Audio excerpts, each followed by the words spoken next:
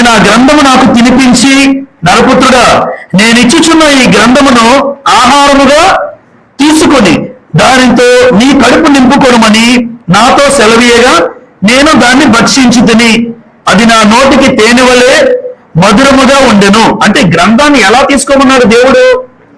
ఆహారముగా. గ్రంథాన్ని ఎలా తీసుకోమన్నాడు?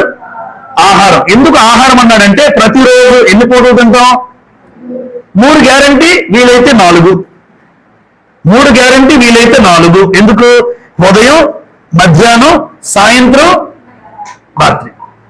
అంటే ఆహారంగా ఎందుకు ఈ మాట వాడాడంటే, ఆహారం ఎన్ని పూటలు తీసుకుంటావు హేజ్గేలు అంటే, అయ్యా 3 పూటలు తింటానయ్యా. మరి గ్రంథాన్ని కూడా నువ్వు ఎలా ఉండాలి? గ్రంథాన్ని కూడా ఆ రకమైన ఆలోచనతో నువ్వు ఉండాలి. అంతేగాని అందుకే గ్రంథాన్ని ఆహారంగా తీసుకో అంటే నువ్వు ఎన్ని పూటలు భోజనం చేస్తావో ఇండైరెక్ట్ గా గుర్తు చేస్తున్నాడు దేవుడు.